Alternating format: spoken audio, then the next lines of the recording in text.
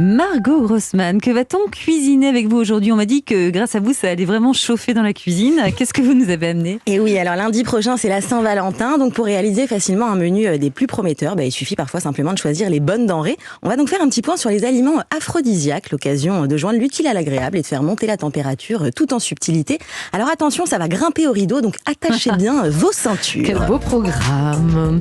Alors comment manger aphrodisiaque? On veut tout savoir. Il y a des tonnes de choses là sur le bureau, donc expliquez-nous. Je me suis éclatée, c'est l'orgie. Alors entre mythe et réalité, libre à vous d'essayer, mais ce qui est sûr, c'est que la nature est bien faite, puisque certains aliments, épices et super aliments sont utilisés depuis la nuit des temps pour leur pouvoir enivrant.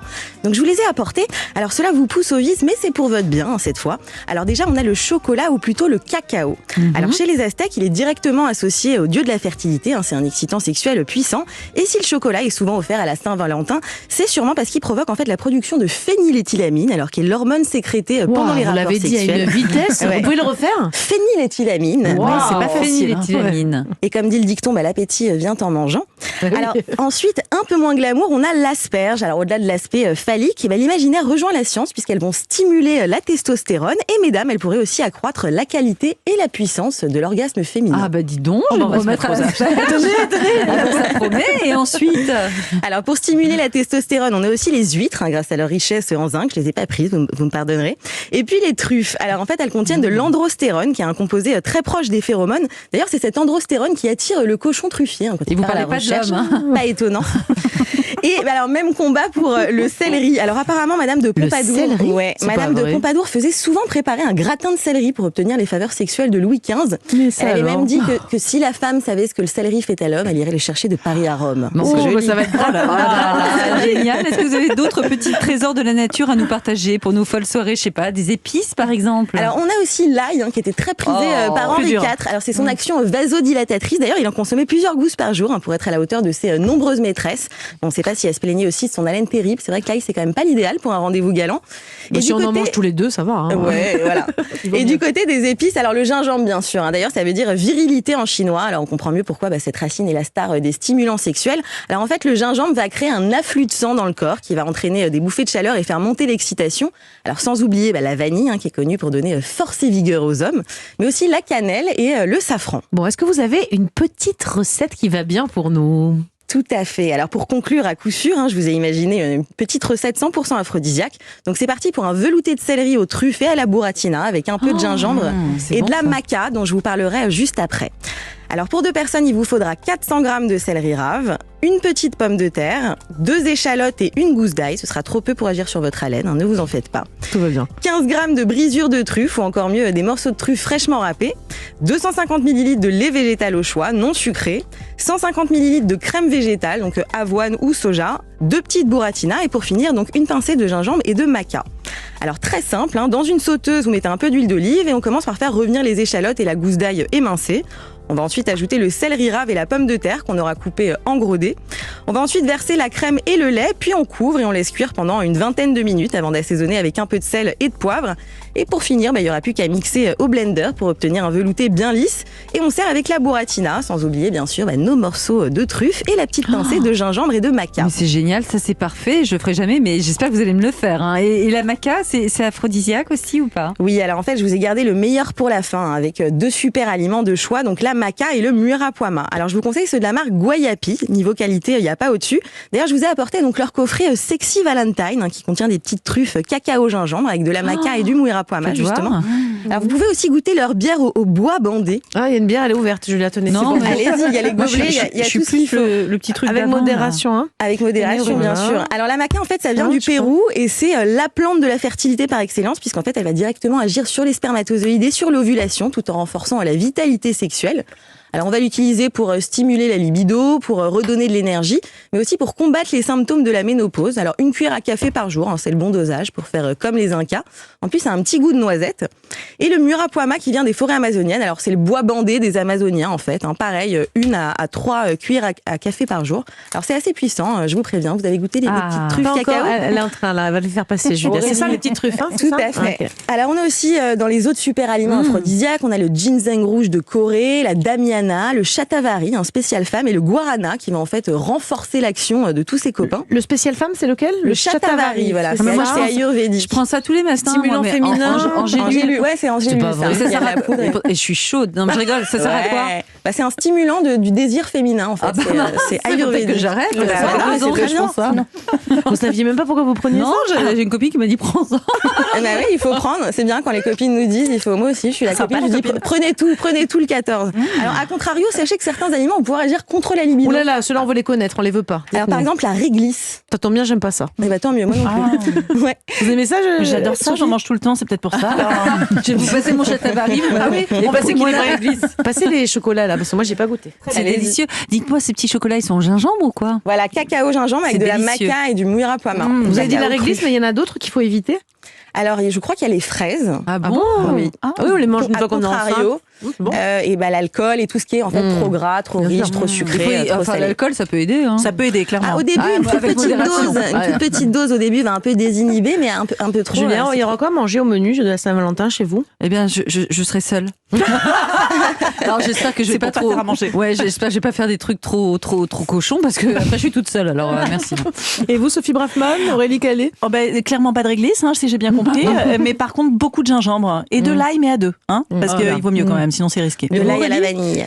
Moi, je cuisine pas, donc ce sera surprise. Ça m'en sera occupe pas. livraison. Merci beaucoup, Margot. Plus de recettes aphrodisiaques sur votre blog, évidemment. Et l'Instagram de Margot, c'est amassos.com et Margot-Amassos. Merci. C'était Caliente aujourd'hui au fourneau. On a tout bien noté, vos conseils et vos astuces. Grâce à vous, on a plein d'idées pour pimenter un peu nos dîners. Celui de la Saint-Valentin ou même d'autres, d'ailleurs. Il n'y a pas de date pour faire frétiller nos papilles. Alors ne bougez pas. Parce qu'on va encore, j'ai du chocolat dans la bouche, frétiller pas mal dans cette émission. Dans un instant, notre spécialiste mode, Sophie Braffman, va nous parler des tendances du côté de la lingerie. Apparemment, c'est le retour du string en ce moment. On va détailler tout ça. Et puis, il y aura aussi des conseils, enfin surtout, le bon plan du jour pour tous les parents qui n'en peuvent plus d'entendre leur enfant dire « Papa, maman, je m'ennuie !» C'est pénible ça, Eh bien, Aurélie Calais va nous présenter la boîte anti-ennui, un outil très chouette pour ne plus jamais être à court d'idées pour les occuper. Bref, vous l'avez compris, que des bons conseils, que des bons plans. Et c'est normal, vous êtes sur Europe 1. 11h30 sur Europe 1, bien fait pour vous. Mélanie Gomez et Julia Vignali. C'est bien fait pour vous. Nous sommes en direct avec vous jusqu'à 12h30 et notre séquence tendance continue avec nos chroniqueuses du jour, toujours avec nous en studio. Et à présent, c'est à vous de jouer, Sophie Braffman. Vous êtes notre styliste en chef dans l'émission et dans le vestiaire aujourd'hui. Je suis sûre qu'on va être gâtés, mais bizarrement très peu vêtus. Très peu vêtu. Alors, je vais continuer sur ma lancée puisque lundi, j'évoquais avec vous l'appropriation culturelle et sociale faite par le luxe vers la grande distribution ou comment la bourgeoise va piquer dans les codes de la prolo. Aujourd'hui, dans les beaux quartiers Fini, Hermès et Saint-Laurent, non, on porte un manteau fabriqué à partir de sacs Ikea ou un sweat avec un logo McDonald's. Donc, la question est aujourd'hui, est-ce que le string va aussi incarner cette fameuse lutte des classes? Faut-il ou ne faut-il pas porter le string? Telle est la question du jour. Mais dites-moi, le string apparent revient en plus sur le devant de la scène, je crois. Alors oui, il revient sur le devant de la scène. Dites-vous que si Eric Woerth a changé de parti à 2 mois des élections présidentielles, eh bien le string peut lui bien revenir dans nos armoires. Je me suis demandé comment elle allait faire un lien entre les deux, mais d'accord, j'ai compris, c'était bien. Vous voyez, bien trouvé, il adore le string, j'en suis sûre. Alors, je ne dirais pas que le string revient comme en 14 ou plutôt en 2000, mais presque. Il réapparaît aujourd'hui sur les tapis rouges. Alors, je me dois de faire un petit récap de ce qui se passait dans les années 2000. Dans les années 2000... J'étais pas née, moi. C'est vrai, vous étiez un peu trop jeune. Ouais, moi, on m'a raconté. Ouais. Alors, de ce qu'on m'a dit, le string était quasi un signe d'émancipation à l'époque, d'empowerment, traduisant une certaine revendication féministe malgré tout. On était à l'heure encore du porno chic, où le vulgaire se mariait avec le message.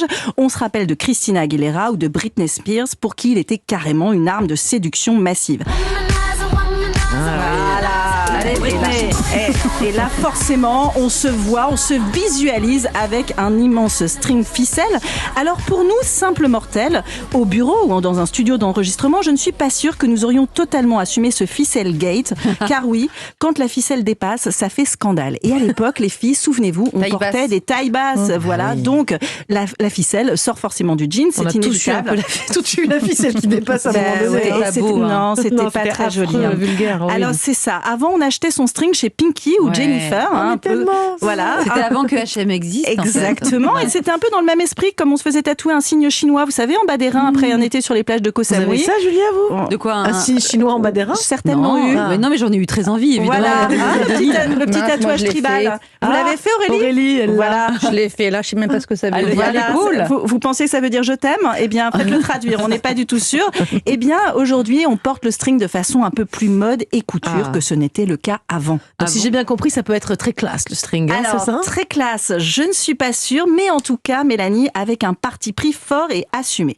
Alors, façon Gillo, c'est une dédicace à notre docteur Beauty. On aime hein. tous Gillo. Bah de toute oui, façon. Jennifer On aime ses Lopez. abdos, Alors, oui, elle a des abdos, donc elle peut évidemment montrer le ventre. Moi, hein, c'est le plutôt crop les top. fesses quand je pense Gillo, hein, plutôt que les abdos. Des fesses intéressantes Ouais. qu'elle dévoile puisqu'elle ose le pentastring. Alors, qu'est-ce que c'est le pentastring? C'est une pièce extrêmement mode. C'est un string incorporé dans le pantalon. Je vous l'ai posté bien évidemment sur Instagram. Et donc, ça ressort. Là, c'est avec le même imprimé, en l'occurrence des petits carreaux gris. Effet visuel absolument garanti.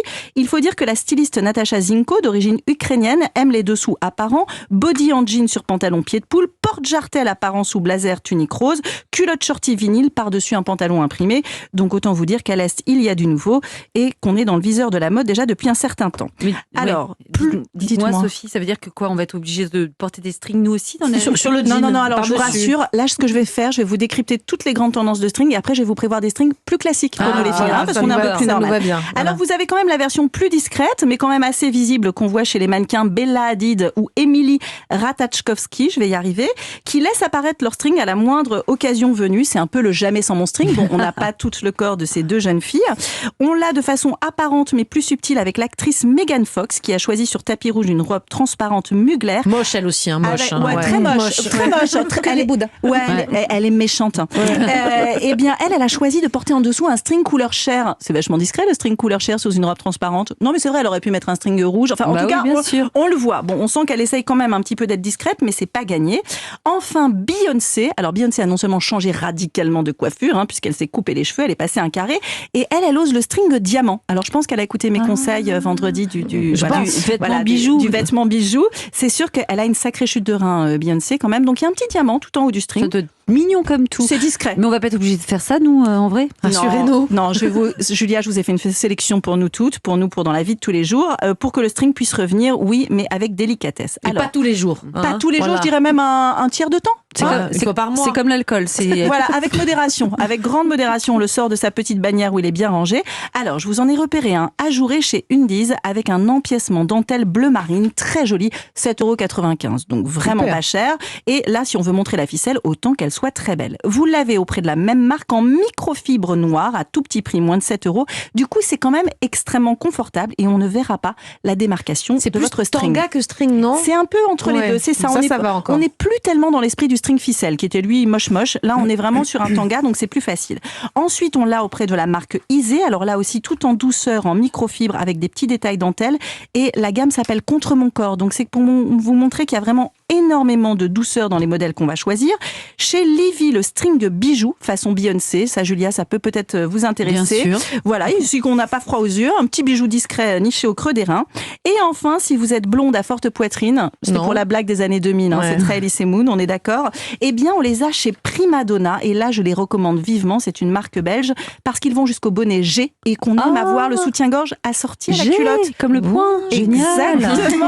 On est dans l'esprit de la Saint-Valentin. Merci beaucoup, Sophie, pour cet éclairage. Hein, donc sur ces nouveautés à tester ou pas pour la Saint-Valentin, pour un autre jour, on fait ce qu'on veut. En tout cas, si on veut sortir pour la Saint-Valentin et laisser les enfants sans qu'ils s'ennuient, qu'ils s'éclatent avec la babysitter, on peut leur mettre entre les mains le bon plan dont on va nous parler tout de suite Aurélie Calais. Bonjour Aurélie. Bonjour. Je rappelle que vous êtes psychologue clinicienne. Vous avez créé avec Clémence Prompsy le cabinet Kids et Family. Et vous avez aussi créé donc cette boîte, la boîte anti-ennui. Pourquoi avoir créé cet objet, cet outil ?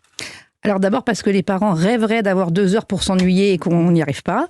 Et que les enfants répètent tout le temps, effectivement, ce que vous avez dit. Je m'ennuie, viens jouer avec moi, je sais pas quoi faire. C'est un vrai sujet, quoi. Mais pourquoi vous avez créé une boîte anti-ennui alors que les psys nous répètent à tout va, c'est bon pour les enfants de s'ennuyer? Alors effectivement, l'ennui, c'est hyper important. Ça développe l'imagination, enfin ça développe des choses essentielles chez les enfants. Mais aujourd'hui, les enfants ne savent plus s'ennuyer. Donc en gros, là, on leur donne un coup de pouce sur Voilà comment on peut s'ennuyer en les drivant un petit peu. Et après, la magie opère et ils peuvent jouer tout seuls pendant plusieurs heures. Mais l'ennui, c'est important pour la créativité surtout. Je crois que c'est ça. C'est plus ils s'ennuient, plus ils deviennent créatifs. Créativité, imagination, confiance en soi. Enfin, pour plein de trucs, c'est hyper important. Je me suis tellement ennuyée, moi. Je sais, vous êtes aussi créative aujourd'hui. Alors, comment, très concrètement, Aurélie, cette boîte anti-ennui, donc pour les enfants de 3 à 10 ans, comment on l'utilise ? Alors, en gros, nous, en fait, on est parti au départ de 15 facultés qui nous paraissaient hyper importantes à développer chez les enfants. Parce que comme on est psychologue au départ, on est parti de ça. Donc, il y a l'autonomie, les rivalités, comment verbaliser. Il y a un peu d'école cachée aussi. Il y a lire, compter, il y a du geste graphique. Enfin, voilà, et on s'est dit, pour améliorer ces 15 facultés, on a trouvé des activités. Alors, parfois, elles se croisent entre elles. Et l'idée, c'est de se dire, ou en tant que parent, voilà, moi, mon enfant, je vois qu'il a du mal à verbaliser ses émotions, ou ils n'arrêtent pas de se disputer avec son frère ou sa sœur. Donc là, ils prennent les cartes spéciales pour la faculté qu'ils veulent améliorer. Il y a une carte sur la généalogie, on en a parlé tout à l'heure. On peut même faire apprendre la généalogie aux enfants. Ce que vous êtes en train de dire, en fait, Aurélie, c'est que même si on a des enfants d'âge différents, tout ça, c'est un bon moyen de les réunir. Exactement. Ouais. En tout cas, on peut prendre les cartes spéciales rivalité. Oui, et puis surtout, après les enfants, où les parents les choisissent comme ça, ou les enfants, on a fait des dessins très grands qui représentent vraiment la carte, où on laisse l'enfant choisir la carte qui l'inspire le plus. Et effectivement, l'idée, c'est de créer du lien. Alors, les petits qui ont 3 ans, ils peuvent pas lire, donc il faut que l'adulte l'aide, lance le matériel, lui prépare tout. Et après, s'il y a un grand frère, il peut lui lire et tout. Donnez-nous des exemples peut-être de ce qu'on va trouver, comme votre préféré, vous, de cartes, ou une que vous aimez bien, ou que les enfants apprécient, qui a fait l'unanimité. Parce qu'elle a été testée par vos enfants, ceux de Clémence aussi. Tous, les pauvres, ils ont tout testé. Ils ont été cobayes. Qu'est-ce qui a eu du succès? Racontez-nous. C'est marrant parce que c'est très différent selon les enfants. Je vois alors nous, on a voulu faire un peu d'école cachée parce que Clémence et moi, on n'aime pas trop l'école et qu'on trouve que si on peut faire un peu d'école, les faire travailler sans qu'on ait toujours à se fâcher. Donc, par exemple, pour les dictées, on a fait des pinces à linge alphabet où ils révisent leurs mots comme ça et des trucs d'écriture. Il y a des choses plutôt pour des enfants qui sont un peu maladroits, des trucs un peu moteurs avec du papier crépon dans un couloir où on fait un parcours de rayons laser et des ateliers cuisine. Ah, c'est chouette. Alors, comme j'étais nulle en cuisine, donc la carte spaghetti, saucisse, je suis désolée, c'était mon idée. Donc, vous voyez mon niveau de cuisine, mais pour les enfants, c'est très bien. Et au-delà des jeux, est-ce qu'il y a, je sais pas moi, des conseils pour les parents, par exemple? Alors oui, en fait, il y a, au-delà de la carte, donc il y a les cartes, et en plus, dedans, il y a un livret qui fait une 40aine de pages, qui est vraiment un vrai ouvrage pour les parents, parce que quand on dit aux parents en consultation, les parents qui ont un peu de mal à laisser les enfants faire des choses par eux-mêmes, on dit, l'autonomie, c'est important pour se développer. Ils comprennent pas toujours pourquoi. Donc là, on explique vraiment ces facultés, pourquoi c'est important aujourd'hui et pour l'enfant après, quoi. Et il faut beaucoup d'outils pour utiliser, beaucoup de matériel à ajouter en plus de la boîte à outils que je montre donc, bien sûr à la caméra sur Europe 1.fr. Alors, en fait, le truc, c'est que comme Clémence et moi, on a des vies très occupées, comme tous les parents qu'on voit, on a voulu vraiment simplifier la vie des gens au maximum. Donc, sur le livret, vous avez tous les ingrédients nécessaires qui sont classés par rayon de supermarché. Génial, pour que ce soit cool. Donc vous dites, alors c'est que des choses qui coûtent pas cher du tout et en général on a les 3/4 à la maison. Et d'ailleurs ça coûte combien cette boîte? On peut la trouver où cette boîte anti-ennui? Alors la boîte elle coûte 29,90. Elle est en vente partout dans les librairies, sur la Fnac, Amazon. Génial. C'est super. Je vais me l'acheter. Tiens, 29,90 €. Vous avez des enfants de 3 à 10 ans. C'est pour vous ennuyez souvent. C'est pour ma Saint-Valentin. Le grand qui veut être babysitter, c'est un super truc. Et si vous allez déjeuner chez des copains où il y a plein d'enfants, plutôt que d'offrir des fleurs, vous donnez la boîte et vous dites, allez, amusez-vous. Parce qu'on peut pas offrir des strings à tout va comme ça. Merci beaucoup Aurélie de nous avoir parlé de cet outil qui va venir au secours de nombreux parents qui n'en peuvent plus d'entendre les enfants dire je m'ennuie à longueur de journée. Alors un bon plan à se procurer de toute urgence.